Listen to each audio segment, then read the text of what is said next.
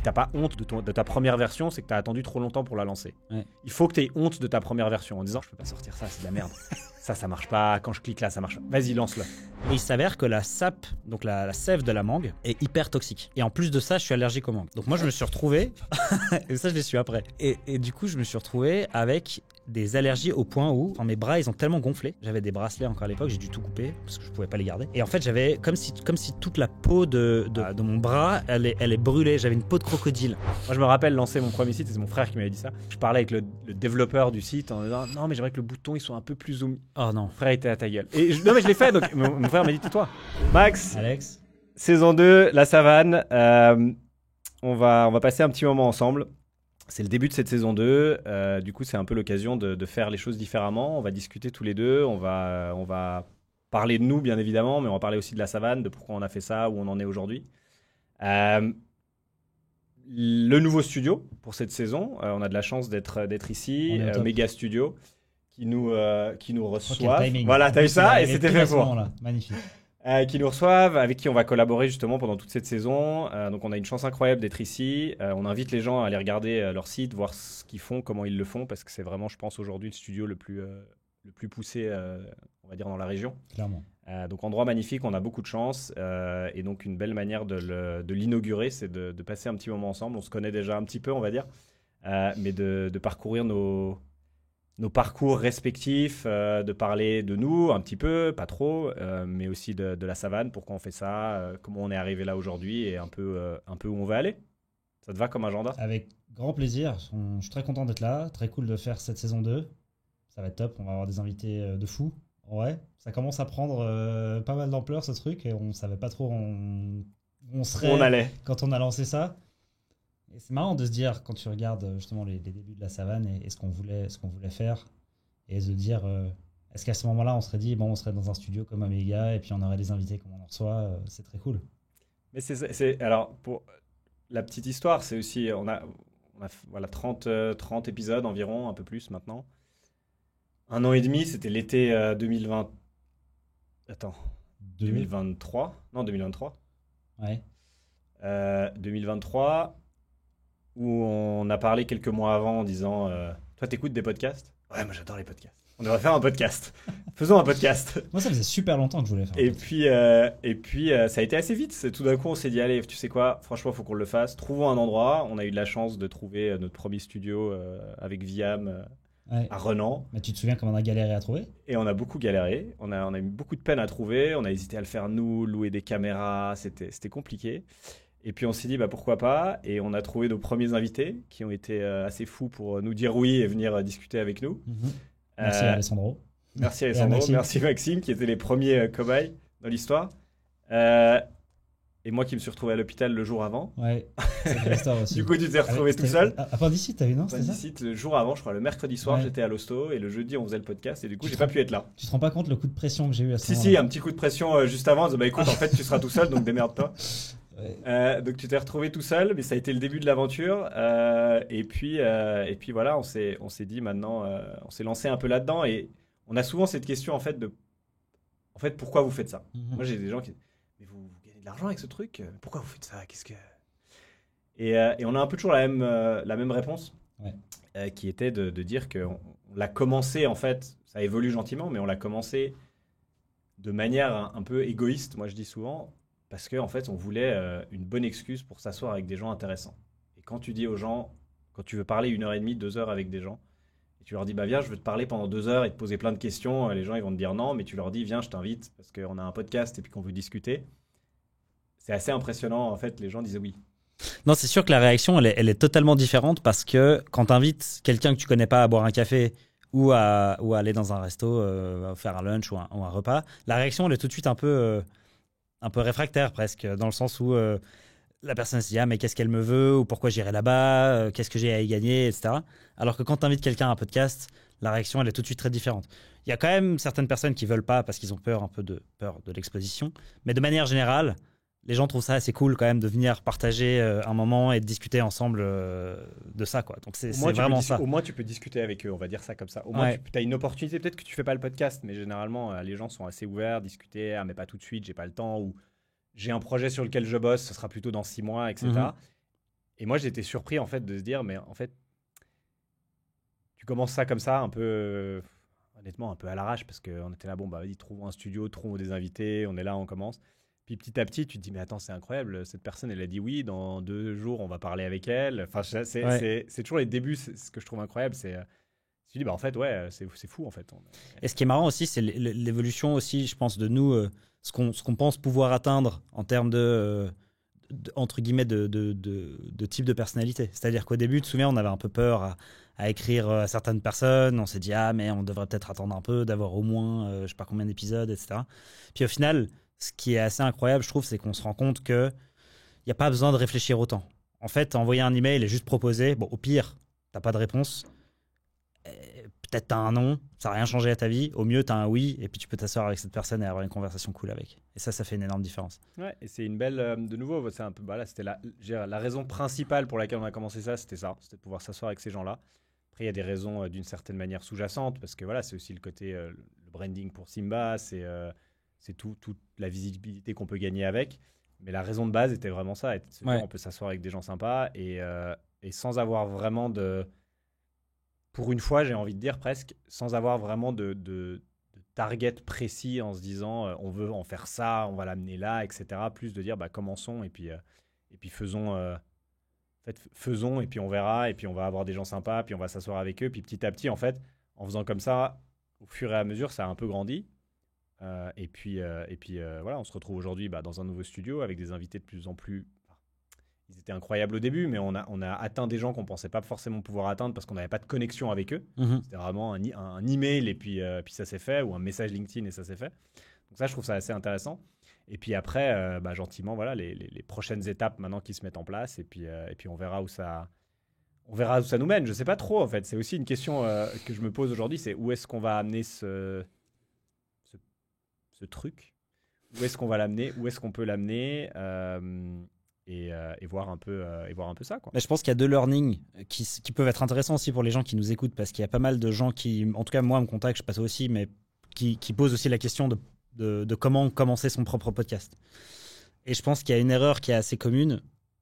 C'est déjà, les gens le font pas forcément par passion, mais le font parce qu'ils pensent que c'est un bon média pour générer du client ou pour générer du business. Ça, à mon avis, c'est pas forcément la bonne approche. Nous, le début, on était tout de suite assez d'accord sur ce qu'on voulait faire. On voulait inviter des gens qui avaient des histoires cool et de qui on pouvait apprendre des choses intéressantes. Donc, ça, à mon avis, si tu fais un podcast ou si tu développes un média comme celui qu'on est en train de faire, il faut le faire par passion, il faut le faire parce qu'on a envie de rencontrer des gens et qu'on a envie de discuter avec, qu'on a envie d'apprendre des trucs. Et je pense il y a le côté aussi transmission. Euh, on a tout de suite voulu mettre en avant l'entrepreneuriat suisse romand et suisse parce qu'on sentait que c'était pas assez mis en avant et peut-être pas assez valorisé. Parce qu'il y a plein de gens qui se posent la question, j'aimerais faire un podcast, mais je sais pas sur quoi ou sur quel sujet. En fait, la réponse, finalement, elle est assez simple. En tout cas, nous, on a fait comme ça. On a fait sur un sujet qui nous passionne et sur un truc qui nous intéresse, sans forcément réfléchir aux retombées derrière. Alors oui, on savait que ça allait nous faire de la notoriété, oui, on savait que ça allait nous faire rencontrer des gens cool, oui, on sait que ça peut potentiellement nous générer du business, mais aujourd'hui, comme tu dis, on ne sait pas vraiment où ça va. Et puis on tâtonne un peu, on fait plein d'épisodes cool, ce studio incroyable, il nous a un peu tombé dessus. Donc voilà, comme dans l'entrepreneuriat, finalement, tu avances step by step, puis on verra. On le fait. C'est toujours dur à avouer, hein. J'ai l'impression, mais on le fait pour nous, en fait. C'est à la fois, mais je le fais vraiment pour moi parce que c'est cool. Et puis, même si Bah ouais. demain, tu vois, même si demain, pour dire, tu dis, mais en fait, je continuerai de toute manière, en fait, même si, tu vois, même si on n'avait pas la chance d'être ici, même si, en fait, tu continues, tu fais parce qu'à chaque fois, tu te dis, mais c'est incroyable, à chaque fois qu'on sort de ces rendez-vous. Je me suis fait la remarque 2, 3 fois où je venais, c'est souvent les jeudis qu'on fait ces épisodes, donc tu sais, un peu dur, genre, tu sais, genre mauvaise semaine et tout. Et t'arrives et tu finis ces 2 trucs et t'as fait 4 heures à parler avec des gens incroyables. Et à chaque fois, je ressortais et j'étais là, ah, c'est parti, ça va être incroyable. Et ça me redonnait à chaque fois un coup de, tu sais, un petit coup de boost où j'étais, ah, mais ça va être, on va tout déchirer, ça va être incroyable. Et ça me remettait d'aplomb. C'était un peu mon petit coup de Ouais, je stéroïde suis complètement d'accord. dans le truc où je me rappelle dans les moments, On sort dans les moments, énergisé de ces ouais, conversations, quoi. tu te dis, mais en fait, il y a des gens incroyables qui ont fait des trucs trop cool. Après, à chaque fois, presque, les gens ils sont là, ah, mais il faudrait que vous rencontriez lui, il faudrait que vous parliez de ça. Et voilà, je sais, comme on dit avant, on ne sait pas trop où ça va encore, mais j'aime bien cette direction. On sait pas encore où Un c'est, truc qui est appréciable aussi, c'est les invités ont toujours une bonne expérience, je pense. En tout cas, on nous a toujours dit. On nous a Après, jamais peut-être dit qu'ils nous disent, ils nous disent de la. peut-être qu'ils nous disent, en fait, c'est de la merde, mais on va pas vous le dire. Mais par expérience, tous les invités qu'on a eu, tout le monde nous a toujours dit, ah, c'est cool, et c'est passé vite. Ouais. Et ça, c'est quand même un assez bon indicateur du fait que la conversation est intéressante, fun, ce côté un peu détendu qu'on a nous permet de pas être trop rigide, de pas suivre un truc trop carré, ce qui permet d'avoir quelque chose d'intéressant, quoi. Donc regardons. Écoute, on verra. On en reparle à l'épisode 100. Voilà. L'épisode 100 quand même, ça c'est un bon. Ouais, je le vois. Ouais, ça fait bizarre de le dire. S'il a fait 1 an et demi pour 30 épisodes, ça moment, mais quelques bon, années. après peut-être qu'on en fera plus, on va peut-être commencer à en avoir plus. Mais ouais, c'est un bon target. T'as fait 100 épisodes, c'est assez cool. Ouais, c'est la classe. Je te propose un petit flashback parce qu'on a reçu 2-3 fois des. Comment on va appeler ça? Questions, commentaires, etc. Qui disaient c'est trop cool, vous parlez avec tous ces gens, c'est super intéressant de les connaître, mais on ne vous connaît pas, vous, un petit peu plus. Donc je te propose de faire un petit flashback aussi sur ton parcours, rapidement le mien, sans trop rentrer dans les détails parce que c'est pas le but, mais puis après, comment on en est arrivé aussi à un moment donné à se rejoindre, à travailler ensemble sur des projets, et puis dont celui-là. Ouais. Et puis d'expliquer un peu comment on est arrivé là. Je te propose de commencer par toi. Ok. Parce que j'ai plein de questions. Non, mais ça fait. Je me faisais la remarque l'autre jour parce que ça fait quoi? Ça fait 2 ans maintenant qu'on bosse ensemble, à peu près, un peu plus. On a fait plein d'événements ensemble. 3 ans? Ouais. Ça va vite. On a fait plein d'événements ensemble où à chaque fois tu te présentes, tu faisais le petit pitch de ta vie, etc. Et à chaque fois, j'étais là, mais ça, j'aimerais bien en savoir plus là-dessus. Parce que j'avais des petits bouts, mais en fait, t'as jamais le temps, puis tu fais plein d'autres trucs. Ce que j'ai retenu, on va dire, après tu peux reprendre comme tu veux toi, mais les choses qui moi m'intéressent, c'est que on a eu un parcours un peu similaire au début, après on est parti sur 2 voies un peu différentes, puis on s'est rejoints, mais tu as eu des expériences dans des boîtes qui de l'extérieur sont vachement intéressantes. En fait, tu peux donner un peu la vision interne de la boîte. Typiquement, Rocket Internet, qui moi à l'époque, quand j'ai travaillé avec Seedstars, on pourra en parler après, mais quand j'ai travaillé avec Seedstars, Rocket, c'était genre. Maintenant, j'ai l'impression qu'on n'en parle plus trop. J'ai l'impression qu'ils ont gardé la même chose en fait. Ils ont changé, je sais plus où ils en sont. Ils ont pivoté. Mais Rocket, c'était donc pour dire le venture builder pur, copycat de boîtes. Donc ils prenaient des boîtes qui fonctionnaient à Airbnb pour dire qui fonctionnaient, puis ils les implémentaient sur un marché local, genre Airbnb en Inde, Airbnb en Amérique latine. En l'occurrence, j'ai bossé pour une des copies d'Airbnb. C'était leur modèle et ils étaient ultra agressifs là-dessus. Donc toi, tu t'es retrouvé dans cette boîte-là. Comment tu t'es retrouvé dans cette boîte-là? Ouais. C'était à Berlin, c'est ça? C'était à Berlin, ouais. Parce que c'est une boîte allemande. Comment tu t'es retrouvé là-bas? Enfin, ouais. Comment tu t'es retrouvé à Berlin et dans cette boîte? Et comment était l'expérience de bosser dans une boîte qui était connue de l'extérieur comme quand même ultra agressive, ouais. Et assez sport, quoi. En fait, donc moi j'ai fait HEC Lausanne, et après HEC Lausanne, tu as tout de suite un peu les questions qui se posent sur quelle va être un peu ta direction, quoi. Parce que tu as plein de directions différentes qui sont possibles. Déjà, j'ai pas fait de master. À la fin de mon bachelor, je me suis dit, bon, je vais partir, je vais commencer à bosser. Moi, les études, ça me fait un peu chier. Et j'ai eu comme première expérience la possibilité de bosser dans du M&A à Stockholm, via une boîte, via des connaissances de connaissances. En plus, j'avais jamais vécu en Suède, même si on a une maison de famille là-bas. Et l'occasion d'aller vivre en Suède me paraissait intéressante pour voir un peu comment c'est Stockholm. Alors, Stockholm, de septembre à février, quand le soleil se lève à 10 et qu'il se couche à 14, qui fait moins 15 et que tu connais personne, c'est pas très fun. Ça t'a mis un petit coup. Ah putain, ça m'a. Ouais, c'est pas. Alors, autant. Je crache pas sur Stockholm en tant que ville et tout. Stockholm, c'est une ville super cool. Il y a plein de trucs à faire sympa. Non, mais là, les circonstances, c'était un peu. Les circonstances, c'était en même temps, quoi. Là, tu bosses. J'avais 23 ans, 22 ans. T'arrives dans une boîte, tout le monde a plus de 45. On était une quinzaine, tu vois. Donc, tu te sens très seul déjà. J'étais dans mon appart seul aussi. Je connaissais personne. C'est pas la ville où les gens sont les plus ouverts à faire des rencontres, etc. Et en plus, c'est l'hiver, il fait froid. Et en gros, Tu rentres de ta pause déj, tu retournes au bureau à 13h30, il fait nuit, et puis tu restes jusqu'à 20h parce que tu bosses dans du M&A et que les heures longues, c'est normal, quoi. Donc c'est une vie un peu dépressive. Enfin, moi, j'ai pas trop aimé. Tu l'as mal vécu. Et à l'époque, il y avait une très très bonne amie à moi qui bossait à Berlin, chez Zalando, je crois qu'elle était. Et qui me dit, ah, mais j'ai un pote qui quitte un stage dans une des startups de Rocket. Et donc sa place se libère, tu devrais postuler et venir à Berlin. Berlin, c'est trop cool. Tu sais, quand t'as 23 ans, c'est la teuf, il se passe plein de trucs. Ville super dynamique aussi à l'époque. Donc là, on parle de 2015. Donc Berlin, pour la petite histoire, suite à la chute du mur de Berlin, il y a la réunification de l'Allemagne.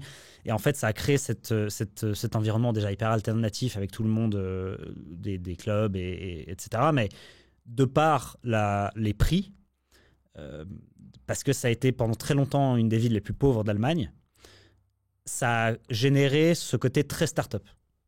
Parce que main-d'œuvre pas chère, loyer pas cher, le coût de la vie pas cher. Nous, on mangeait des déjeuners pour 6-7 euros, tu vois. C'était quelle année, pardon? 2015. Et donc vraiment pas cher. Tu mangeais un kebab, c'était 3 balles, quoi. Aujourd'hui, ça a quasiment doublé, voire triplé. Les prix de l'immobilier, ils ont flambé sur les dernières années, mais à l'époque, c'était... tu avais un appart, moi je payais dans une coloc, on était dans une coloc à 3, on payait 900 euros, quoi. Donc on payait 300 euros par personne par mois pour vivre à Berlin, donc c'est vraiment pas cher. Par rapport à si tu vas à Londres ou à Paris, où ça coûte une fortune. Et donc c'est comme ça qu'est né un peu Rocket. Et même la Startup Nation, la Silicon Valley européenne de l'époque, qui était Berlin. Et donc j'ai eu et ce qui était marrant, c'est que parallèlement à ça, c'était aussi le moment où le marketing digital devenait vraiment connu.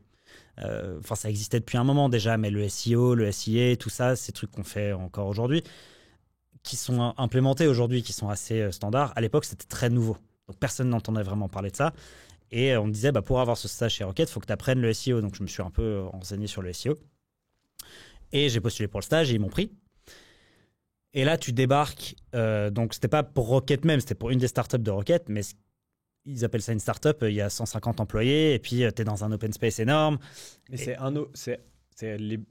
Rocket bureau et puis dedans tu as les trucs, ou c'est un bureau spécial pour cette boîte? En fait, tu as plusieurs bureaux, si tu veux. Okay. Mais là, il y avait le bureau de cette boîte où tu es 150. C'est un peu comme quand t'imagines à New York dans ces open space sur 2 étages avec la mezzanine. Ça, c'était que cette boîte. Partout. Ouais, c'était que cette boîte-là. Et c'était une boîte qui avait genre 2 ans.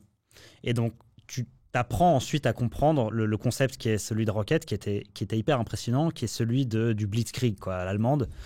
Il trouve un concept qui est, comme tu as dit, par exemple, Airbnb qui marchait bien aux États-Unis à l'époque. Il se dit, OK, il y a ce concept-là là-bas, on va copier le même, on va prendre exactement le même playbook, on va mettre 150 millions dedans, on va recruter 200 personnes en 6 mois, et on va mettre un mec qui sort d'Harvard à la tête de ce truc, et let's go. Et ça va très très vite. Et donc, ça va très très vite et c'est très scrappy, quoi. Mais en même temps, ils ont des process ultra carrés pour chaque boîte, où ils se disent, voilà, le SEO, ça fonctionne comme ça, le SEA, ça fonctionne comme ça, il faut avoir telle équipe qui font tel et tel truc. Ça, c'était déjà en place quand tu es arrivé? Oui, c'était déjà en place quand je suis arrivé. Il y avait déjà ces playbooks. Moi, je suis arrivé, donc la boîte avait 1 ou 2 ans, tu vois. Donc, moi, je suis arrivé dans ce rôle-là en faisant du SEO. Et il y avait déjà des équipes en place, mais il y avait tout à faire. Et là, on parle, la première boîte, c'était une plateforme d'immobilier dans les pays émergents. La première boîte de Rocket? Non, la première boîte dans laquelle moi j'ai bossé chez Rocket. Rocket avait plein de boîtes et j'avais plein de potes. En fait, ce qui est intéressant, c'est que du coup, tu rencontres aussi les gens des autres boîtes. Donc, il y avait des boîtes dans la musique, il y avait des boîtes. J'ai une amie qui bossait dans un truc qui s'appelait, je pense que ça n'existe plus, Food Panda. Quasiment toutes les boîtes de Rocket pour lesquelles moi et toutes les personnes que je connaissais et que je connais encore bossaient pour à l'époque à Berlin n'existent plus aujourd'hui. Ah, c'est ouf. Hein. Il en reste quasiment aucune. C'est ça qui est assez ouf. C'est que beaucoup de ces boîtes-là, en fait, c'était le volume, en fait. Ils essayaient plein de trucs. Et la plupart n'ont pas survécu. Ou alors, elles ont survécu, mais dans un marché un peu obscur, quelque part dans le monde où personne ne l'a vraiment vu. Tu vois. Typiquement, j'ai vu que la première boîte pour laquelle j'ai bossé moi, donc cette fameuse plateforme d'immobilier dans les pays émergents, elle a été revendue, je crois, il y a 2-3 ans, à une boîte aux Philippines, quelque part, je sais pas où, je pense qu'ils s'en sont un peu débarrassés à la fin, tu vois. Mais c'était hyper impressionnant de voir cette machine de guerre en route. Mais en même temps, machine de guerre avec l'ambiance très Silicon Valley. C'est-à-dire que tu as la table de ping-pong, tu as les baby-foot, la moyenne d'âge, c'est 28 ans, donc c'est que des jeunes. Moi j'étais stagiaire, et littéralement, le CEO de la boîte était assis 2 sièges à côté de moi. Toi, ouais. Et je le voyais. Ça te change du M&A Ah ouais, rien à voir. traditionnel. Et il était en permanence en meeting. Ça, je me rappellerai toujours, en permanence. Il est tout le temps assis avec son truc, et nous, on était assis à côté de lui. Donc, c'est chelou quand même. Tu vois, c'est grand, hein. Donc, je me dis, il peut être assis n'importe où, le CEO. Ben non, il était assis là. Et c'était assez particulier, mais en même temps, hyper intéressant. Donc, j'ai fait 3 boîtes de chez Rocket pour voir un petit peu la machine de guerre que c'était. Et puis, ça, c'était la première expérience. Et c'est là aussi où j'ai appris tout le côté marketing digital. Parce que eux, ils étaient très, très bons là-dedans. Et donc, c'est ça qu'ils implémentaient. Et c'est principalement comme ça qu'ils grandissaient. grandissaient. Ils faisaient de l'acquisition, de l'acquisition, de l'acquisition, de l'acquisition, de l'acquisition. Et après, ils se débrouillaient pour faire tenir la boîte une fois qu'ils avaient plus de cash, quoi. Mais c'était vraiment ce côté blitzkrieg, aller à fond et puis essayer de faire en sorte que le truc marche. Combien de temps au total, t'as dit? T'as fait? Moi, j'ai fait 2 ans là-bas. J'ai fait 2 ans là-bas dans 3 boîtes différentes. Et puis, hyper intéressant, hyper formateur comme école. Et après, je suis parti. Et en fait, pourquoi je suis pas resté à Berlin? Parce que j'avais assez envie d'y rester. J'ai rencontré ma copine de l'époque. Et là, on est parti en backpack en Australie. Et en Australie, donc on s'est dit, on va faire 1 an de voyage en Australie. Et ce qui est intéressant, encore une fois, c'est le côté... En fait, je me rendais même pas compte de la connaissance, enfin de l'importance de la connaissance que j'avais. Que tu avais acquise. Parce que on est arrivé à Melbourne, au bout de déjà de 6 mois de backpack, on avait bossé dans des fermes où je me suis retrouvé dans des situations de merde avec des allergies de partout. Enfin, c'était horrible. Tout veut te bouffer en Australie. Ah ouais, non, je te montrerai des photos de les allergies. Je pourrais les mettre, je les ai encore. En fait, on a bossé dans une ferme de mangue. Enfin, tu sais, en gros, pour la petite histoire, quand tu vas en Australie, tu as ce qui s'appelle un permis vacances-travail. Ce permis vacances-travail te permet de rester 1 an. Si tu veux rester 1 an de plus, tu dois faire, je crois que c'est 66 jours de services rendus au pays. Dans les vendanges, dans les machins. Exact, qui principalement sont dans les fermes. Ouais. Il y a d'autres trucs, mais c'est principalement dans les fermes. Forcément, les fermes australiennes, elles savent ça. Donc, il y a quand même pas mal d'exploitation de gens qui se fait. Nous, on a de la chance, on est tombé dans une ferme. Ils payent dans ces trucs-là ou le deal, c'est qu'ils ne payent pas? Non, ils payent. Mais alors, ça dépend qui. Ouais, alors, je suis sûr qu'il y en a qui ne payent pas, mais sur le principe, ils sont censés te payer. Ouais, sans vouloir être méchant justement contre les Australiens, typiquement, ils sont ultra racistes contre les Asiates. Et donc les Asiates, ils les payaient moins que les Européens. Enfin, il y a des histoires un peu comme ça. Ouais, j'imagine que ça doit être. Mais en gros, moi, j'étais relativement bien payé. J'étais payé $22 de l'heure, très correct. Et j'ai eu de la chance, je suis tombé dans une ferme. Mais en fait, tu as même des business qui se font autour de ça. C'est-à-dire que tu as l'endroit où tout le monde loge. Donc, nous, c'était une meuf qui avait une sorte de centre. On était 30 à dormir dans ce centre. Ceux qui ont ce visa-là. Ouais, exact. Donc, il y avait des Allemands, des Français, ce que tu veux. Et autour de ce centre, tu avais 4-5 fermes. Ils mettent leurs fermes autour de ces centres pour, exact. Et en fait, avoir de la main-d'œuvre. Ou l'inverse, il y a déjà les fermes, et les fermes ne veulent pas s'occuper de la main-d'œuvre. Et donc, en fait, le centre sert de placement de main-d'œuvre, si tu veux. C'est un peu des intermédiaires. Et donc, tu te retrouves dans ce truc, et elle te place dans la ferme. Et si tu as de la chance, tu te retrouves dans une ferme cool. Si tu n'as pas de chance, tu te retrouves dans une ferme de merde. Typiquement, il y a 2-3 trucs que tu n'as pas envie d'aller. Tu n'as pas envie d'aller dans les fermes de bananes, par exemple, parce que dans les arbres de bananes, il y a souvent des serpents. Et donc, tu vas prendre une banane et hop, tu as un serpent qui va t'attaquer, par exemple. Tu n'as pas non plus envie de choper les butternuts. Parce que les butternuts, c'est dans le sol, c'est hyper lourd et ça t'éclate le dos. Je vois tellement le matin, tu regardes ton agenda. Oh, je suis au butternut ce matin. Ici, j'ai pris les bananes. C'est un peu ça. Et nous, on a de la chance, entre guillemets, parce qu'on avait les mangues. Les mangues, alors, pour couper des mangues, tu as un espèce d'énorme, je sais pas comment tu appelles ça, mais un long bâton en métal. Au bout, tu as un petit ciseau. Et c'est dans des grands arbres, et tu es là avec comme un espèce de ciseau géant. Tu les fais tomber, et puis il ne faut pas les faire tomber non plus, sinon ils se cassent, machin, bref. Et il s'avère que la sape, donc la sève de la mangue, est hyper toxique. Et en plus de ça, je suis allergique aux mangues. Donc moi, je me suis retrouvé, et ça, je l'ai su après.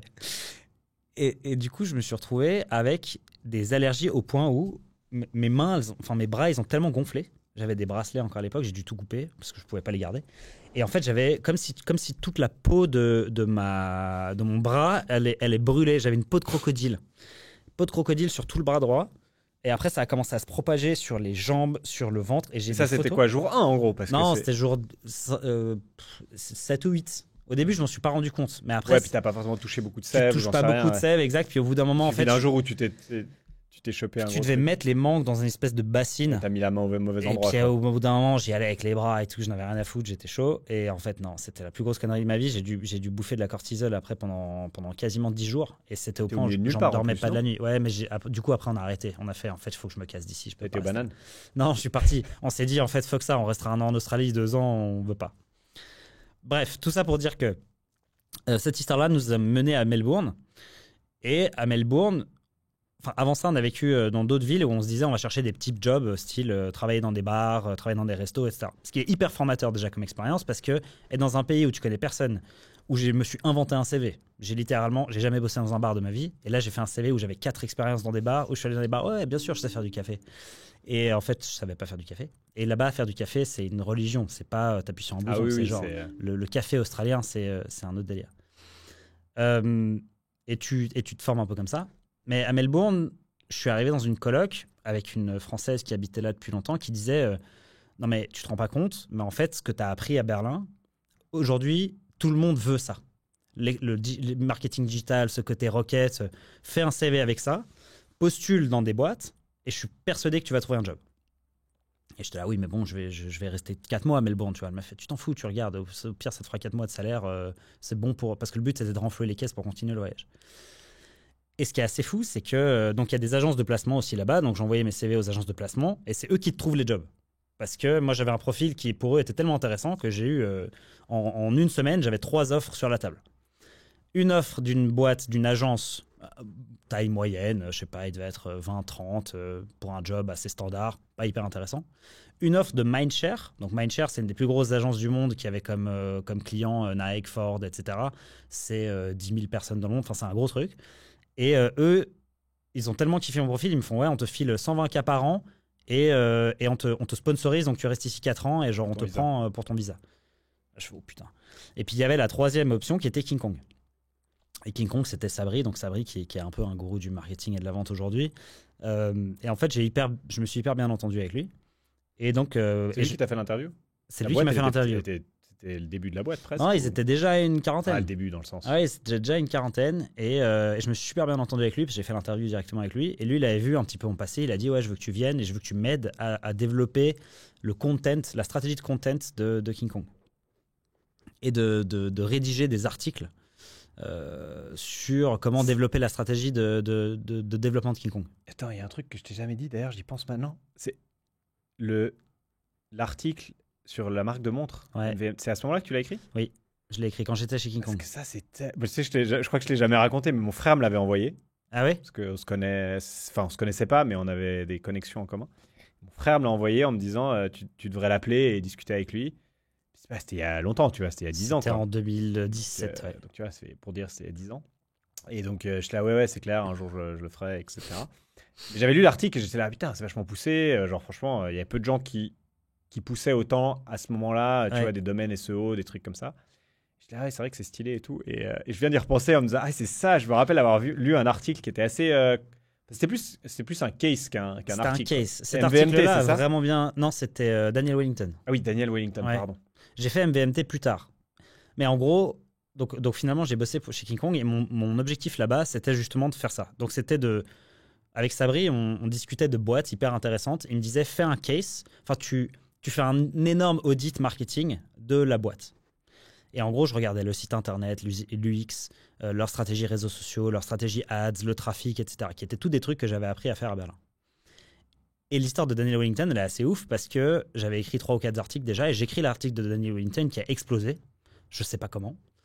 Et au point où j'ai eu un call avec le CEO de Daniel Wellington, Philippe Tussander. Attends, juste, c'était une manière pour acquérir des clients de King Kong. Ouais, son il idée, cases, c'était... il les, entre guillemets, présentait de manière son détournée. idée, c'était de, si tu écris un case sur la boîte Et que la boîte le voit. et que la boîte le voit, ils vont contacter King Kong. Ça a fonctionné, la strat? Parce qu'elle est assez logique, tu me diras. Ouais, c'est vraiment pas bête. Et dans plusieurs cas, ça leur a permis de signer des clients. Ouais. Okay. Ils ont reçu plein de leads grâce à ça. Okay.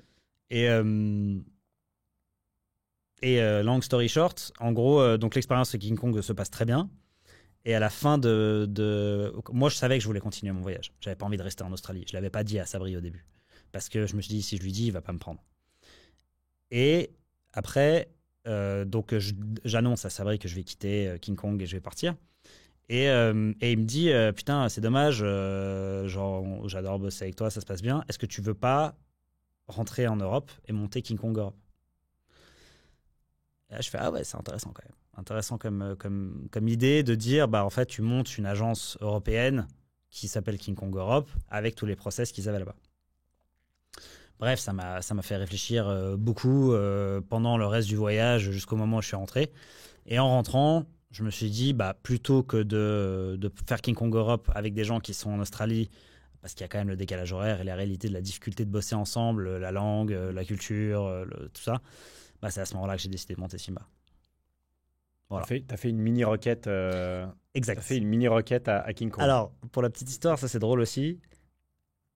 C'est que, donc quand je suis rentré et que j'ai fait Simba, j'ai fait une requête à King Kong. J'ai copié le modèle, mais j'ai copié son site en fait. C'est-à-dire que je suis allé sur le site de King Kong et je me suis dit je vais faire la même chose, je vais juste le traduire, je vais mettre un peu ma patte Simba et puis voilà. Et pourquoi j'ai pas besoin de deux en fait. Je peux faire une requête à King Kong. Ouais. Et je me souviendrai toute ma vie. Je sors le site internet de Simba, j'ai bossé genre 3 mois dessus.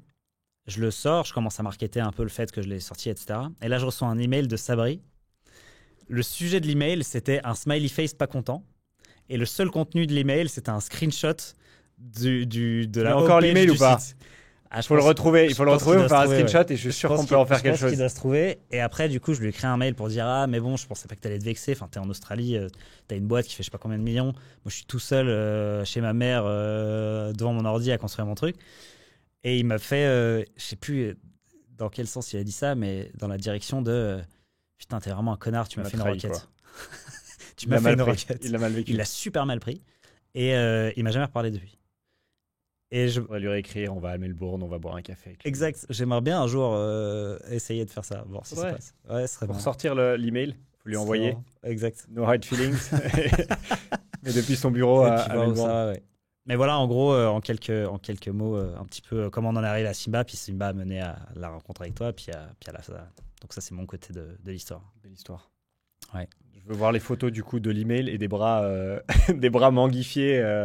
Ah ouais, sève, les photos, je suis sûr que je peux les avoir, les photos de la sève, parce qu'elles sont vraiment hardcore. La peau de crocodile, ouais. je veux voir. Mais l'email, je pense que je dois l'avoir. Il doit être sur mon Gmail quelque part. Mais je te le retrouverai. C'est pas mal. Bon, du coup, moi, j'ai pas mal parlé aussi de moi là. À toi maintenant de raconter un petit peu. Moi, ce que je retiens toujours de ton histoire, c'est. Enfin, moi, j'ai eu l'expérience d'avoir été employé, d'avoir vu un peu ça de l'intérieur, etc. Toi, tu as toujours eu plus l'expérience un peu de l'autre côté, avec création de boîtes, vente de boîtes, Seedstars aussi avec le côté startup studio où vous étiez hyper à fond dans la création de toutes ces idées, etc. Est-ce que tu peux parler, et puis ton expérience en Chine évidemment, et c'est là où justement on a vécu des choses qui sont quand même assez similaires, mais de manière différente. Ouais, quand je remets en perspective, on a un parcours assez similaire parce que je me suis retrouvé chez Seedstars et Seedstars c'était Rocket, c'était un peu notre l'idéal quoi. Ouais, il y a plein de choses qu'on n'aimait pas de la manière dont ils faisaient les choses, mais on avait vu qu'ils avaient compris quelque chose et on disait mais ils font des choses bien, ils font des choses moins bien qu'on n'aime pas forcément, mais il y a des choses qui font bien et ça on doit réussir à les copier d'une certaine manière. Donc je me rappelle avoir été à ce moment-là et regarder ça. Et en fait je me suis retrouvé chez l'histoire est la suivante, c'est que je termine mes études ici en Suisse. Je fais semblant de monter une boîte. C'était pas vraiment une boîte, je savais pas trop. Là où j'avais une idée, tu bosses, je sais pas combien de temps à raffiner l'idée. T'as même pas, voilà, tu fais tes cartes de visite, tu vois ce que je veux dire, marqué CEO et puis c'est tout ce que t'as. Ouais. Je l'ai fait, donc voilà, maintenant je peux entre guillemets, me moquer de tu les as encore le font maintenant. Pas celle-là, non. J'en ai d'autres qui sont beaucoup mieux. Juste pour la petite histoire. En Chine, alors, donc, je te la raconte après celle-là, ce qui est pas mal. Non, mais en gros, je bosse sur un espèce de projet un peu vague et tout. Puis pour finir, il n'y avait rien. Et ma copine à l'époque, qui est ma femme aujourd'hui, donc c'est de te dire ça fait longtemps, me dit écoute, moi, je pars en Chine, je vais apprendre le chinois. Et moi, je dis ok, bon, bah, ok. Et Et je me dis, mais de toute façon, j'ai rien ici. J'ai pas de job. Je me rappelle, j'avais eu un entretien chez Michael Page qui m'avait offert le job. Et j'étais là, mais qu'est-ce que je vais foutre là-bas, quoi. Et le mec me dit, ouais, bah voilà, t'as le job, viens. Et je me rappelle, j'ai dû l'appeler pour lui dire non. Et c'était vachement stressant de dire non à quelqu'un. On pense toujours que c'est facile de dire non. Et je me rappelle être en sueur dans ma chambre, en train de tourner en rond avant de prendre le téléphone et d'appeler. Et c'est atroce. Et j'avais C'est dû dire clair, non. Et parce c'est que t'as super l'impression dur qu'on en te fait. donne un truc, Ouais. en fait. Et c'est super dur de dire non. Et je me rappelle que je lui dis non. Et le mec était là, mais pourquoi? Bref. Et je dis, bon, bah, ok, bah, je pars en Chine aussi, quoi. Donc je me retrouve à partir en Chine avec pas grand chose, parce que en fait, pour aller en Chine, c'était obligé d'avoir un job. Donc j'avais trouvé un espèce de vieux stage dans une boîte qui organisait des soirées. Enfin, c'était très bizarre. Un Italien drôle, quoi, mais c'était genre un Italien qui organisait des soirées. Et en Ok. gros, il me disait, tu fais ce que tu veux, mais tu dois faire venir des gens aux soirées, quoi. Ah, c'était mon job pour les 6 premiers mois, quoi. Mais au moins, ça m'avait permis d'avoir le visa. Donc je débarque en Chine. Explosion d'univers d'une certaine manière. Il faut imaginer que c'était il y a 10 ans, quoi. Donc, il y avait personne qui parlait anglais. Maintenant, ça commence gentiment, tu vois, les gens qui, quand même, qui parlent anglais dans les bars, dans les restos, etc. Il n'y avait rien, donc tu débarques, tu es tout seul, quoi. J'avais galéré d'arriver à l'aéroport jusqu'à l'appart. Je m'étais retrouvé dans une coloc avec des gens qu'on m'avait présenté, des connexions de connexions. Je me retrouve là-bas, je bosse un peu pour ce mec. Pour finir, je trouve un autre job, un peu plus sérieux, on va dire. Je vendais de l'alcool au bar et au resto. Mhm. C'était quand même un peu plus sérieux, c'était une vraie boîte, on va dire. Euh, et c'était l'époque des boîtes Discovery Box, c'était Birchbox, la première pour les cosmétiques. Et je me suis dit, bah, en fait, je vais faire la même chose pour les spiritueux. Donc, tu reçois une boîte à la maison, qui maintenant existe toujours. Il y a une boîte qui fonctionne très bien aux États-Unis qui fait ça. Euh, et j'avais dit, bah voilà, je commence ça. Donc, j'avais monté ça en Chine. On avait, allez, à tout casser, 10 clients. Ce qui était déjà pas mal, hein. Je me rappelle, il y avait pas tout ça. Tu vois, il n'y avait pas Facebook à l'époque en Chine, c'est toujours d'ailleurs, c'est ban, tu pouvais pas l'utiliser. Ah oui, ouais, ils peuvent Il y toujours avait pas, pas, tu hein, pouvais pas je vraiment crois. faire des campagnes Facebook, c'était le début de tout ça. C'était Ouais. cette période tu vois, dont tu parlais, c'était le début du marketing. Je me rappelle avoir fait des pubs dans les magazines pour expats, tu vois, mes magazines print, les sites internet un peu, il y avait genre une bannière et tout. J'ai eu genre 10 clients, je crois. Et, euh, et un peu un fail d'une certaine manière. On a fait 2 ans à peu près en Chine, 2 ans et demi, je crois. Et à ce moment-là, mon frère était en Suisse et il monte un venture builder dans cette idée de rocket, de dire on va monter des boîtes. On va nous créer nos propres startups, on va monter 2, 3 startups par année, etc. Et en fait, ils se sont dit, bah, une des premières startups qu'on va faire, justement, dans cette idée de boîte de Discovery Box et tout, c'était dans le vin. 3 boîtes de vin à découvrir tous les mois. Et donc, mon frère m'appelle, me dit, écoute, toi, tu as fait ce truc de spiritueux, viens, rentre en Suisse et faisons une première boîte dans le vin. Ok, pourquoi pas. J'avais plus rien en Chine. Je me dis, bon, bah, on rentre, on fait ça. Et donc, on a commencé Seedstars. Seedstars, c'était 3 personnes. Donc, il y avait Pierre-Alain, mon frère, et puis à l'époque, c'était Adrien. Euh, C'était le début, quoi. 3 personnes, j'étais le seul. Ils bossaient tous à côté. J'étais le seul dans un espèce de mini bureau, dans un KGB, machin. Tout seul la journée à faire je sais pas trop quoi, à essayer de faire des trucs, quoi. Et, euh, et eux arrivaient à genre 17h30 à la fin de leur boulot et on bossait encore 2, 3 heures ensemble à ce moment-là, Ah, parce que etc. toi, t'étais le seul J'étais le vraiment à seul bosser. employé full-time. Moi, j'étais employé numéro 1, d'une certaine manière. Ils m'ont dit, viens, paye un peu de cash. Il n'y Ah, avait pas de c'est cash drôle, au je début, savais ils me pas payaient ça. rien du tout, mais on a commencé comme ça. Et bah, ça a beaucoup changé, mais c'est une boîte, il y a 140 personnes, je crois. Donc, tu vois, Ouais. bon, c'était il y a 10 ans, mais c'était le début de l'histoire. Et donc, on a monté des boîtes, on a monté pas mal de boîtes. Certaines ont été des succès, d'autres beaucoup moins, etc. Il y a eu pas mal de choses. On a monté T'as monté combien de boîtes T'étais quoi, Franchement, 5 ans full-time chez Seastars? 4 ans et demi, ouais. 4 ans et demi? 4 ans et demi, on a fait Wine Me, on a fait Joboo, qui était une plateforme de job pour les startups. On a fait une autre boîte qui s'appelait maintenant, je sais plus comment, Bremio, un truc dans le genre. C'était qui était très smart, qu'on a entre guillemets vendu sur PowerPoint, quoi. Parce que, Comment ça? en fait, c'était un système. Donc, on avait l'idée, mais on n'avait pas créé la boîte. On a créé le pitch, on a tout créé et on a été en parler avec lastminute.com à l'époque. Parce que c'était un des partenaires Seedstars World, donc la compétition de startups dans le monde. Et en fait, c'était un système qui permettait à tous les sites qui vendent tous les blogueurs qui vendent des voyages, tu sais, genre affiliate en fait. Ouais. Tous ces gens qui font des trucs dans le voyage et qui vendent des voyages et qui vendent des trucs, de mettre en fait un petit bout de code qui leur permettait de vendre des assurances de voyage. En fait, on se lie à une assurance de voyage. c'est et en le fait, début de ça. ouais. Et en fait, c'était de dire, en fait, moi, j'ai un site, je vends des voyages à ma petite échelle, tu sais, petite agence de voyage. Ouais. Et je peux mettre un truc d'assurance et je gagne encore un peu plus de cash. Et Last Minute a dit, Putain, mais ça, il y a partout aujourd'hui. bah maintenant, il y a partout. Là, ça n'existait pas. C'est ouf. Et donc, Last Minute a dit, ah, c'est génial, ouais, viens, venez, on fait ça. Entre guillemets, on achète l'idée et on la construit ensemble. Par contre, on veut qu'un des fondateurs de SeatStars vienne habiter dans le Tessin. Ils ont les bureaux dans le Tessin, Last Minute. Et aucun des fondateurs a dit, je veux y aller, c'est pas le bon move, on veut continuer à construire SeatStars, etc. Donc, ils se sont concentrés là-dessus, puis on a refusé le truc. Ça faisait partie des boîtes. Puis il y en a eu plusieurs, il y a eu un truc au Nigeria, il y a eu pas mal de choses qu'on a créées. Honnêtement, je pourrais pas le dire le nombre parce qu'il y en avait beaucoup. Il y en a beaucoup qui sont passés à la trappe très vite. On montait, on killait le truc, on montait, on killait le truc. Et d'autres qui ont été un peu plus loin. Et j'ai fait ça pendant 4 ans, 4 ans et demi. Expérience incroyable, de cette expérience de monter des boîtes, comment on les montait déjà, d'une part, mais aussi un peu la même chose que toi, c'est-à-dire qu'à cette époque-là, c'était marketing digital uniquement. Ouais. On faisait grandir ces boîtes, c'était du SEO, c'était du content, c'était des ads, etc. C'était un peu l'Eldorado aussi à l'époque, parce que tu mettais 100 balles et ça... Il y avait tellement d'opportunités. Et en fait, c'était impossible de faire autre chose. La télé, c'était trop cher, inatteignable, la radio était inatteignable, le côté organiser des événements, tout c'était quasi, il y avait ça. Ouais. Et donc on faisait que ça. Moi j'ai fait que ça presque. Et donc du coup j'ai appris à faire ça sur le tas, quoi, pour ces boîtes-là, pour les faire grandir. Et puis au fur et à mesure, j'ai décidé de partir de chez SeatStars. J'ai gardé plein de bonnes relations avec eux, etc. Mais c'était un moment où j'étais là, ok, il faut que je fasse autre chose. Et en fait, je me suis retrouvé à aider des boîtes dans ce côté marketing digital où j'ai eu un rôle. J'ai créé une espèce de mini, c'est pas du tout le bon terme, mais un mini collectif. Donc concrètement, c'était moi avec, on était une douzaine de freelance avec qui je bossais sur des missions extérieures.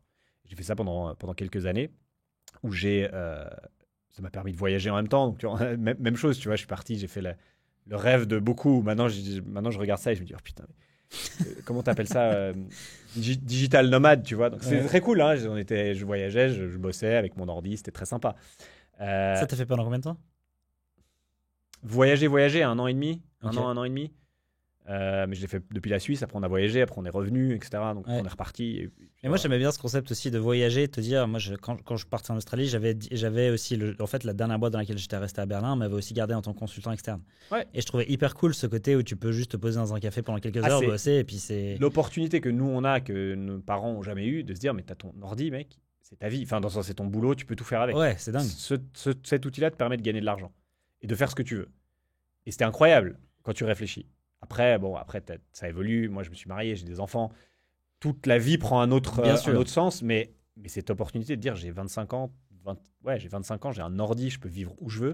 Je me suis retrouvé en Australie, je me suis retrouvé à Bali, je me suis retrouvé en Asie, je me suis retrouvé avec mon ordi, quoi. Ouais. Et mon ordi me permettait de vivre et de bien vivre, tu vois. Mais ça, on a eu de la chance pour ça, parce que je pense qu'aujourd'hui, c'est beaucoup plus dur de le faire. En fait, le marché du freelance est devenu tellement compétitif que en fait, c'est hyper compliqué. J'ai pas eu énormément de challenge. C'était 3, 4, 5 clients, t'en perdais un, t'en retrouvais un.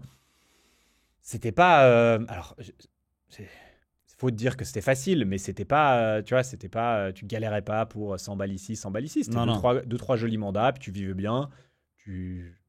Kitsch, hein, mais tu travailles le matin, tu surfais l'après-midi, quoi, entre guillemets. C'est très cliché, mais c'est un peu ça, quoi.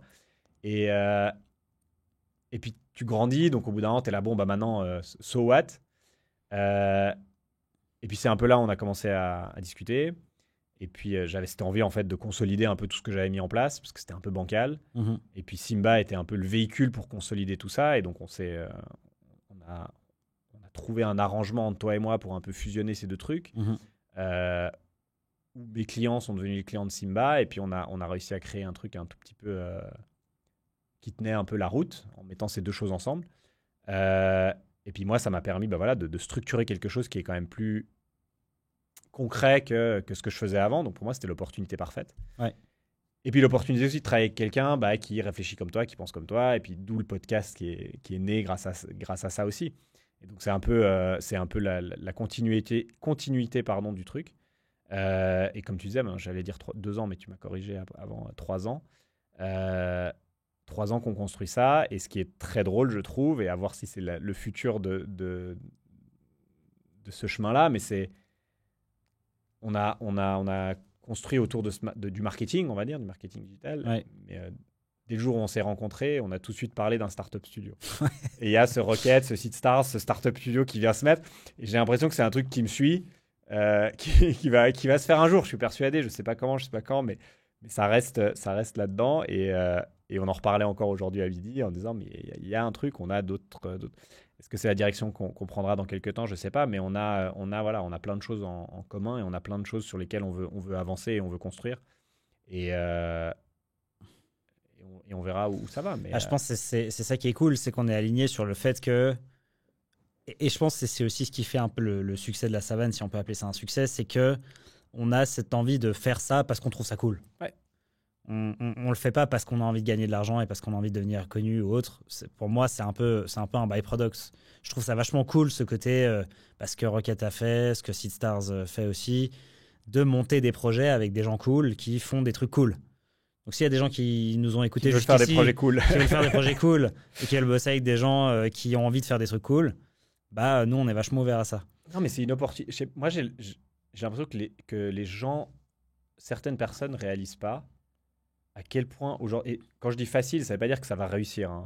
Faut faire la distinction parce que réussir le projet c'est autre chose. Mais à quel point c'est facile de commencer un projet aujourd'hui Aujourd'hui, avec l'IA, on n'en parle même pas. C'est encore un niveau au-dessus. Ouais. Je te parle même de quand il n'y avait pas ça.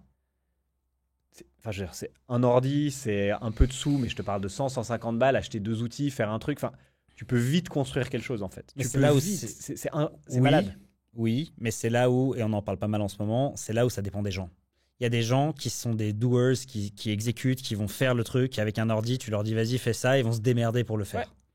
Ouais. Et je suis d'accord avec toi, hein, c'est assez facile, mais il faut avoir le bon mindset. Mais moi, c'est ça que j'ai de la peine à comprendre, parce que pour moi, c'est tellement logique. En fait, même si tu as un boulot et que tu fais ton taf, et qu'à côté, tu bosses, je sais rien, moi, tu bosses chez Procter, tu bosses dans une banque, etc. Il y a plein de gens qui disent qu'en fait, à un moment donné, c'est obligé que tout le monde aura un side business, tout le monde aura un truc, ça devient tellement facile. Tu vois aujourd'hui, là, je regardais l'autre jour, aujourd'hui, tu vois le truc où le mec, il dit, ouais, code-moi un truc. Puis genre, la barrière à l'entrée de créer quelque chose, peu importe quoi, j'ai l'impression, elle réduit. Oui. Genre, ok, tu veux lancer une boîte qui lance des machines de chantier, c'est peut-être plus compliqué. Mais n'importe quel service, déjà, en une demi-journée, tu as créé le truc. C'est un service, concrètement, c'est juste te mettre en avant, puis après vendre ton service. Donc déjà, ça, c'est facile. Et maintenant, on rentre même dans le truc des apps, des sites, des SaaS, des machins, où ça devient tellement facile, en fait. Ouais. De nouveau, facile de le créer. Après, est-ce qu'il fonctionne? Là, c'est une autre discussion. Ouais, bien sûr. Ça devient un autre monde. En tout cas, c'est facile d'arriver au stade où tu as quelque chose qui fonctionne. J'ai un truc, je vais le vendre à une personne. Ouais. Moi, je me rappelle, et ça, c'est un truc que je dis souvent, je me rappelle la première fois, on parlait de mes box, là, j'ai vendu la première box. C'est une sensation, mais en fait, j'aimerais que tout le monde ait cette sensation une fois dans la vie. Même si après, tu fais autre chose dans ta vie et t'arrêtes. C'est incroyable de se dire, j'ai construit ce truc, et il y a quelqu'un qui l'a acheté. Il y a quelqu'un qui m'a donné 10 balles, 100 balles, peu importe. Il y a quelqu'un qui m'a donné son argent pour un truc que j'ai fait moi. Ouais. C'est incroyable cette sensation. C'est un truc incroyable. Et c'est pas ton salaire, c'est pas la même chose. Et aujourd'hui, c'est tellement simple de le faire que j'ai l'impression que de plus en plus de gens vont le faire. Et donc, du coup, ça rejoint ce que tu disais. C'est aujourd'hui, je pense qu'il y a plein de gens qui ont plein de projets en tête. Est-ce que c'est les bonnes personnes pour exécuter? Il y a toute cette discussion. Mais je pense qu'il y a plein de... Cette idée de ce qu'on peut appeler startup studio, mais c'est une boîte qui crée des petites boîtes. Et de nouveau, c'est un peu... c'est comment la phrase de Miles? C'est dans la flaque... être le gros poisson dans la flaque, tu vois, c'est la baleine pas forcément la boîte que tu vas vendre, tu crées la licorne, tu vois, je vais créer 3-4 petites boîtes qui génèrent un certain montant. Tu vois cette idée-là, c'est plus l'unicorne, la licorne, c'est je sais pas, c'est pas le chameau maintenant, la boîte chameau, j'en sais rien. Tu crées une boîte qui est tout de suite rentable, qui fait tout de suite du cash, t'es pas en train de cramer du cash, mais tu en as 3 ou 4 et qui fonctionnent. Ouais. Et cette idée-là, aujourd'hui, elle devient tellement intéressante et attrayante parce que tu peux créer facilement, parce que tu peux faire facilement. Et c'est tellement plus facile qu'avant de monter des trucs, tu as accès à des outils, tu as accès à tellement de choses. Je t'ai déjà parlé d'Edouard qui est un ami aussi que je trouve incroyable parce que lui, il a monté une dizaine d'apps. Il a sa dizaine d'apps sur l'App Store et puis ça tourne, quoi. Et puis il se fait plusieurs centaines de milliers par tous les an, trucs solopreneurs, machin, maintenant t'en vois plein. Et on en parlait avec Mathieu. Intéressant quand même. C'était avec Mathieu, je crois qu'on parlait de ça, qui disait que enfin on en a parlé aussi, mais que cette époque est la première où on commencera des solopreneurs milliardaires. Ouais, exact. Parce qu'en fait, ça devient beaucoup plus facile d'exécuter sur des le idées. mec de OpenAI non, c'est Sam Altman qui a Je dit sais ça, plus non? d'où C'est ça de dire, sort. genre, c'est la première fois où on va voir un mec qui est tout seul et qui devient milliardaire tout seul, quoi. Ouais, bah parce que tu peux avoir des agents aussi maintenant. T'as la force de l'AI qui te permet de... Tu as des agents que tu peux créer des agents qui vont fonctionner tout seuls. Et ça, c'est assez incroyable. De réussir, si on arrive à faire des choses comme ça peut être vraiment hyper bénéfique parce que ça te permet de trouver des solutions à des problèmes beaucoup plus facilement. Tu n'as plus besoin de plusieurs mois pour mettre en place des trucs de base, style un site internet. Avant, ça prenait des mois pour le faire. Moi, maintenant, Aujourd'hui, en une semaine, c'est plié. En une heure, tu peux avoir une landing page, un truc. Voilà, exactement. Ouais. Et donc, l'accélération de tout ça fait que c'est beaucoup plus facile. C'est vrai, mais je maintiens quand même le fait que d'avoir une idée, c'est quand même relativement simple. D'exécuter dessus derrière. Et comme tu dis, c'est facile de démarrer. Ce qui est dur, c'est de le faire vraiment fonctionner dans le temps.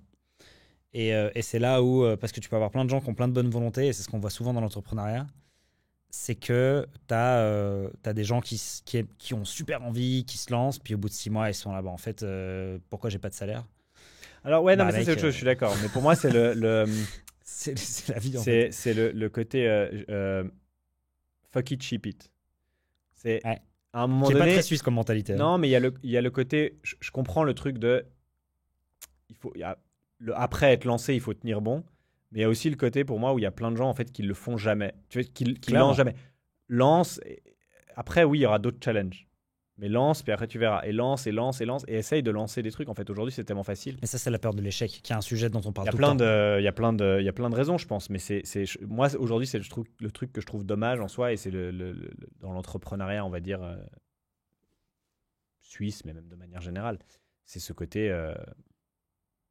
En fait, il faut lance des trucs. Aujourd'hui, tu as l'opportunité de pouvoir lancer des trucs. Après, oui, il ne faut pas lancer 200 projets puis jamais les amener à un certain point. Mais je sais pas, moi, j'ai l'impression que c'est un hobby presque. Tu vois, c'est tellement intéressant. C'est comme si tu dis, bah, je sais pas, je vais faire une partie de golf. Tu dis, bah, en fait, aujourd'hui, cet après-midi, ce week-end, je vais monter une un boîte. truc. Non, mais tu peux aujourd'hui. Bien sûr. Tu es là, tu dis, ah, attends, ça, c'est un problème intéressant. Comment je la montrais, les AI, machin, tu fais un truc. Tu sais, c'est les hackathons à l'époque où tu créais une boîte en 24 heures, machin. Mais surtout, ce qui est stylé aujourd'hui, c'est qu'avec les AI, tu peux aussi, même si tu n'as pas trop d'idées, tu peux aussi essayer de trouver des idées en faisant sparring partner un peu avec les AI qui te développe aussi des idées. Donc, tu peux trouver des idées comme ça. Tu n'as plus besoin d'être... tu peux être tout seul. C'est où que tu vois des opportunités un petit peu à l'avenir, toi, si tu dis en termes d'industrie? Ça va être quoi nos premières startups? Bon, on en a déjà quelques-unes en discussion, mais on va pas trop en parler maintenant. Mais il y a d'autres, il y a des idées intéressantes. Il y en a. Bah moi, je reviens un peu à ce que tu disais. Ça veut dire, j'ai pas vraiment un truc où je me dis, ah, cette industrie. Je pense pas être assez smart. Je me suis fait la remarque plusieurs fois en disant, mais je suis pas assez smart pour voir les trucs que certaines personnes voient, tu vois, en disant, mais attends, il y a ça, du coup, il va se passer ça. Tu sais, cette vision macro. Tu dis, mais attends, il y a, je sais pas, le dollar qui monte, donc il faut faire une boîte dans les écrans. Tu vois, t'es là, attends, mais t'as vu ça comment? Puis le mec, il te fait le schéma. Moi, je suis pas assez intelligent pour aller jusque-là. Ouais. Donc, je pense pas avoir une vision en disant, ah, cette industrie, il faut faire ça, il faut faire ça. En fait, je le vois beaucoup plus petit. C'est qu'il y a tellement de petites opportunités, mais une petite opportunité, ça peut être, entre guillemets, une petite boîte. Après, qu'est-ce que c'est petit, tu vois? Une petite boîte qui génère 1 million, qui génère 800 000, mais tu en as 5, 6, des comme ça. Mm-hmm. C'est plein de petites choses. Tu résous un petit problème. Petit, entre guillemets, mais tu résous des problèmes. Et ça, il y en a beaucoup. Et ce n'est pas forcément dans des industries spécifiques. Ouais. Ah tiens, là, il y a un problème, il y a ce truc-là, je peux le résoudre en faisant ça comme ça. Les boîtes ont besoin de ça, je peux leur offrir ça, etc. etc. Et ça, tu en as plein, à mon avis. Ça, je suis d'accord. Et ça, alors, je peux te faire, j'ai toute une liste de trucs dans ma tête. Je me dis, ça serait cool, ça serait cool, ça serait cool. Après, c'est plus une question de laquelle tu vas mettre des priorités, laquelle est bien à faire, etc. etc. Aujourd'hui, on a Simba à faire tourner d'une certaine manière. Mm-hmm. On ne peut pas non plus faire trop de projets à côté. Mais tu as des opportunités aujourd'hui. Et de nouveau, l'idée, elle est... Les gens disent, ah, mais j'ai pas la bonne idée, donc je vais pas me lancer. Pour moi, c'est la fausse mentalité. C'est lance le premier truc, même si c'est une mauvaise idée. C'est égal, en fait. Ça va mourir, c'est pas grave, c'est ton premier jet. Il est forcément mauvais. Ouais. Ta première boîte, ta première idée, elle sera toujours pourrie. La première fois que tu C'est le écris brouillon avant le le chef-d'œuvre. premier podcast de Joe Rogan, c'était de la merde. Le premier, tu lis le premier draft de Hemingway, je suis sûr que c'était de la merde. Enfin, c'est logique. Ouais. Fais un premier truc, lance un premier projet, tu te plantes, c'est pas grave. Lance un deuxième, tu te plantes, c'est pas grave. Au bout du 20e, pose-toi peut-être la question, mais c'est égal en fait, va déjà là.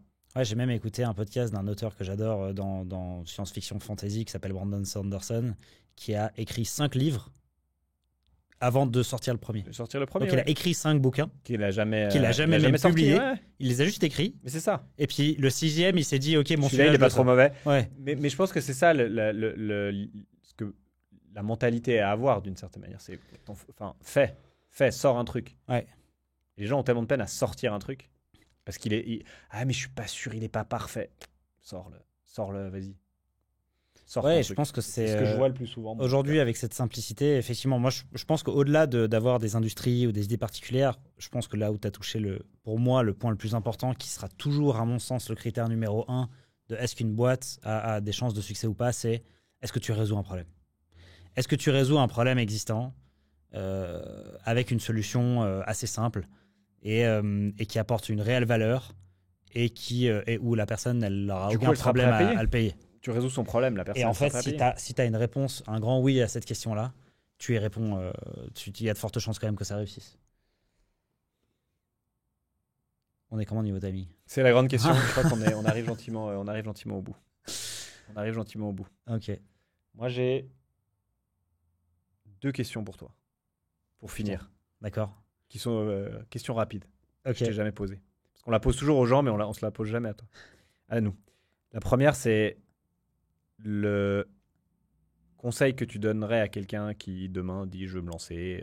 Qu'est-ce que voilà, je Dans bois un l'entrepreneuriat café avec toi. Ouais, je veux lancer une boîte. J'ai cette idée-là, mais voilà, je vais commencer. Qu'est-ce que tu lui dis? C'est drôle parce qu'on a posé la question à tellement de gens et je me la suis jamais posée à moi-même. Mais pour moi, la première question déjà que je pose, c'est sur l'idée du business en tant que tel, c'est est-ce que le business que tu veux monter, il résout vraiment un problème? Ça, pour moi, c'est le facteur numéro 1. Si tu n'as pas un grand oui à cette question, change d'idée, à mon avis. Donc ça, c'est toujours pour moi le premier truc. Le deuxième truc, c'est ne t'attends pas à ce que tu sois successful rapidement. Ça prend du temps, en fait. T'attends pas à te sortir un salaire sur la première année, voire les 2 premières années. Et ça, je pense, c'est une idée reçue qui est très fausse. Je me souviens encore quand j'ai commencé l'entrepreneuriat, tu fais tes prévisions de chiffre d'affaires. J'ai fait, première année, 100 000, deuxième année, 1 million. C'est le petit truc qui monte comme Tu ça. fais comme ça. Parce que tout le monde t'a vendu le fait que limite, ça va se faire tout seul. C'est pas vrai. Ça se fait pas tout seul. Le troisième truc, c'est peut-être fais-le plus pour le voyage que pour la destination. Parce que il n'y a pas de destination, déjà. En fait, c'est quoi la destination? Plein de gens qui commencent l'entrepreneuriat en se disant mon objectif c'est de vendre ma boîte. C'est un peu nul. Donc pour faire quoi? Ouais, c'est un peu nul comme objectif. Pour aller sur la plage. Mais va sur la... C'est quoi? C'est l'histoire du pêcheur là. Ouais, exact. C'est genre pourquoi tu veux vendre ta boîte? Bah ouais, pour aller sur la plage. Plein d'argent et aller sur la plage. Bah va sur la plage. Va sur la plage. Tu vois? Donc en fait, c'est ça, je pense qu'il faut y aller vraiment plus pour le. Parce qu'une des choses pour lesquelles moi j'ai le plus aimé l'aventure entrepreneuriale, c'est tout ce que j'ai appris en fait. J'ai l'impression d'avoir, tu vois les gens qui sont employés, qui ont leur vie d'employé, etc. J'ai l'impression d'avoir fait un fast track de la vie un peu en quelque sorte. D'avoir appris beaucoup plus de choses que beaucoup plus de gens autour de moi, beaucoup plus rapidement, de par toutes les merdes qu'il y a eu en cours de route. Après oui, faut s'accrocher, c'est un peu déprimant et puis c'est pas facile tous les jours, mais in fine, quand tu regardes en arrière, tu te dis ouais, c'était cool quand même. It was a fun ride. Mais après, tu te dis, putain, pourquoi je fais ça? Pourquoi je fais ça? C'est génial! Pourquoi je fais ça? C'est génial! Pourquoi je fais ça? C'est génial! Donc, je sais pas si c'est vraiment des conseils, mais c'est un peu les choses que je pense qu'il faut entendre si tu veux te lancer dans l'entrepreneuriat. C'est un peu avant ça. de te lancer. Ouais.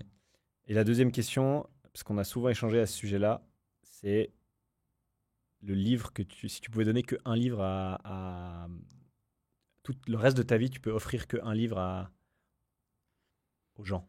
Lequel tu offres? Il faut que ce soit de la non-fiction ou de la fiction? Ce que tu veux. Wow, c'est super dur.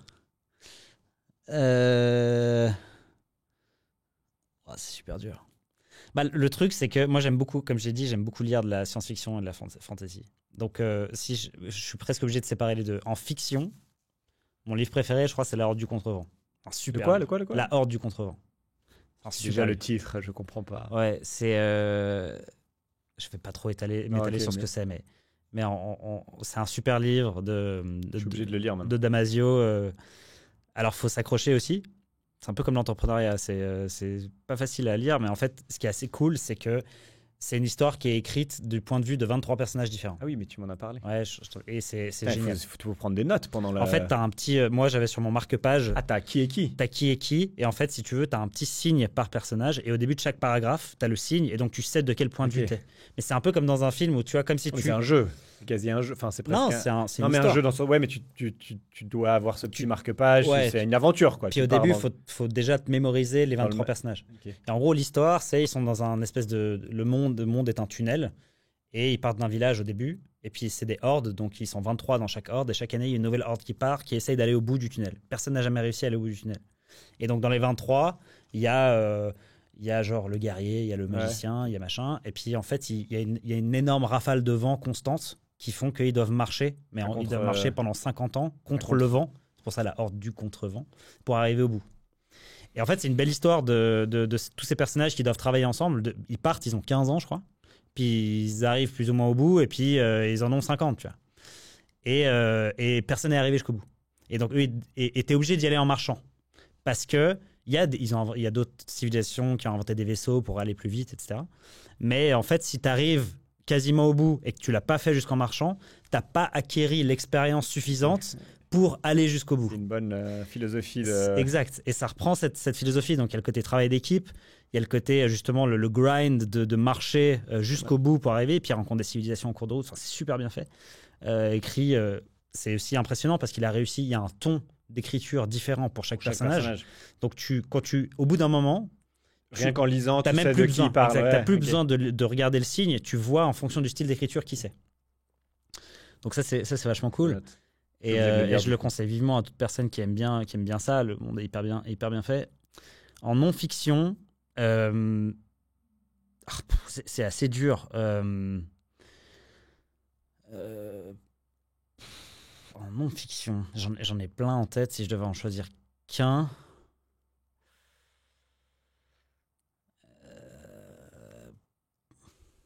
C'est dur. Hein. Ouais. C'est très dur. Ouais, je galère de fou parce qu'en fait, j'ai tous les livres. T'en as donné un déjà, c'est bien. Ouais, exact.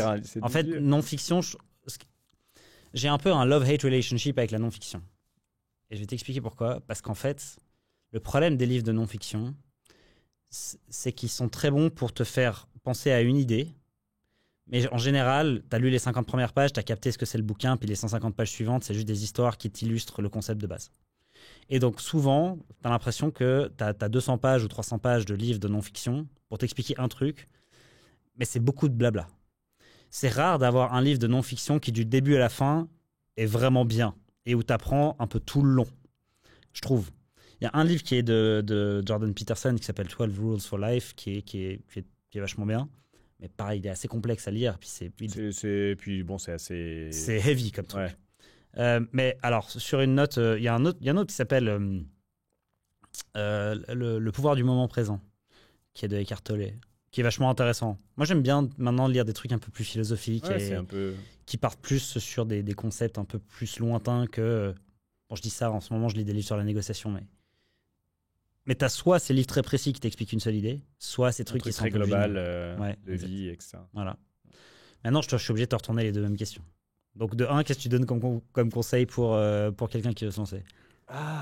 Alors, moi, pour le conseil, il y a quelque chose que je dis tout le temps qui est un peu différent de ce que tu dis. Pour moi, c'est si c'est la première fois que la personne le fait. Hein, j'ai cette idée. Ouais. L'idée, à ce niveau-là, je m'en fous un peu. Moi, mon conseil, il est plus, en fait, vas-y, fais-le. Mm-hmm. Vas-y, fais-le parce que ça rejoint ce que tu disais avec le voyage, entre guillemets.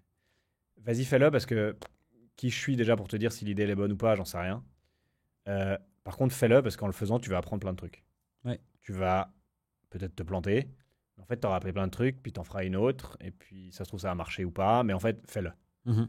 Justement, réfléchis pas trop. J'ai vu des gens travailler pendant 5 ans sur des business plans, et puis se planter. J'ai vu des gens investir 20 000 balles sur un site internet, et de dire, je vais pas te dire ce que c'est mon idée, parce que tu vas me la voler. Et tous ces trucs-là, ils se plantent. Ouais. J'ai jamais vu quelqu'un qui n'a pas partagé son idée, l'a gardée dans sa poche, a construit un truc dans le noir, dans sa chambre pendant 5 ans, l'a sorti et c'était oh, heureusement que ce mec il est venu, c'est incroyable ce qu'il a fait. Jamais, j'ai jamais vu. Ça existe peut-être, hein, mais je l'ai jamais vu. Oui. Donc fais-le en fait. Fais-le, plante-toi. Ou pas, hein, mais fais-le, essaye, tu regardes, l'idée c'était bien. Ah, l'idée était bonne, par contre l'exécution était Puis pourrie. est-ce que tu kiffes aussi l'essayer? Ouais, en fait. Est-ce que t'as kiffé? Moi, c'est vas-y, lance, vas-y. Ouais. Lance, mais lance ce qu'on appelle MVP, tu vois, Minimum Viable Product. Lance un truc simple juste pour voir si. Et moi, c'est mon conseil général, c'est vas-y, fais-le. Et chaque fois, je vais, ouais, mais j'attends juste que le bouton il soit bleu. Non. Moi, je me rappelle lancer mon premier site, et c'est mon frère qui m'avait dit ça. Où je parlais avec le développeur du site en disant non, mais j'aimerais que le bouton il soit un peu plus zoom. Oh non. Mon frère était à ta gueule. Et non, mais je l'ai fait, donc mon frère m'a dit tais-toi. Tais-toi. Et il m'a sorti cette phrase que j'ai gardée, ça fait 15 ans, du fondateur de LinkedIn, qui était si t'as pas honte de ta première version, c'est que t'as attendu trop longtemps pour la lancer. Ouais. Il faut que tu aies honte de ta première version en disant non, mais attends, je peux pas sortir ça, c'est de la merde. ça marche pas. Quand je clique là, ça marche pas. Vas-y, lance-le. Ouais. Et ça m'a. Et j'étais là, ok, genre, vision complètement différente en fait. Je vais avoir. C'est pas fait de la merde, mais sors un premier truc. T'en fous. Déjà, tout le monde s'en fout. Les gens pensent que quand ils sortent un truc, tout le monde va faire qu'est-ce que t'as fait alors que personne regarde. Tout le monde s'en fout de ce que tu fais. Vrai. Et voilà. Et donc fais-le en fait. Et en fait, tout le monde s'en fout. Et Ouais. personne va regarder. Et si les gens regardent et te critiquent, c'est plutôt pas mal parce que ça veut dire qu'au moins ils ont regardé. Donc fais-le. Moi, c'est le conseil que je donne souvent, c'est fais-le. Vas-y, fais. C'est tout. Ok, intéressant. Et en bouquin, qu'est-ce que tu conseilles? Je dirais le livre, si je peux donner un livre à un maximum de gens, et c'est le livre aujourd'hui que je donne d'une certaine manière le plus souvent, c'est un livre qui s'appelle Solve for Happy, qui est un ancien ingénieur c'était le Chief Business Officer, un ingénieur de Google X, donc Google X, qui est les moonshots de Google, tous leurs projets un peu fous. Ouais. C'était le Chief Business Officer, donc un mec ultra basé, c'était un ingénieur, très, très mathématique, etc., qui raconte son histoire où il a perdu son fils et son fils décède à la suite d'une erreur médicale et il plonge dans un truc où il est là, mais en fait, genre, il remet sa vie en question, comme j'imagine quand tu vis un truc comme ça, ce à quoi ça doit t'amener d'une certaine manière. Et il écrit le bouquin assez rapidement, il l'explique, il écrit le bouquin en genre 2 semaines, etc. Ah bah voilà, mise hors tension. On a parlé tellement longtemps que même la télé, elle veut plus de nous. Bon, c'est un bon cue pour terminer. Et le mec, et en gros, il écrit son livre sur... il a une approche très ingénieure du bonheur. Il explique mathématiquement à quoi ressemble le bonheur par rapport à tes expectations dans la vie, tes ambitions, etc. Tout en expliquant comment il a passé la mort de son fils, etc. Mm-hmm. Et voilà, quelqu'un qui vit un truc comme ça, déjà, tu te dis, mais voilà, comment tu fais pour vivre ça, etc. Et il explique toute sa philosophie et toute sa mentalité autour de ça. Et d'avoir une vision très spécifique, très mathématique du bonheur, c'est assez intéressant, en fait. Ouais, et la manière dont il l'écrit, etc., c'est assez... Et ça, c'est un livre, voilà, ça, pour moi, c'est un livre qui peut avoir un énorme impact. Tous les gens à qui je l'ai donné, c'est genre... c'est assez... Je retiendrai que tu ne me l'as jamais donné. Non, pas encore, mais je vais t'en amener une copie. Généralement, j'achète, genre, j'en achète 5 ou 6 à la fois, puis après, je les donne. C'est un moment que je ne l'ai pas fait, donc je vais le faire. Mais voilà, terminons là-dessus, vu qu'on n'a plus de télé. Ouais. C'est qu'on a parlé trop longtemps. On veut plus de nous. Max, merci beaucoup. Et merci à toi. À refaire une autre fois. Et puis, surtout, la deuxième fois, ce sera l'épisode 100, on a dit.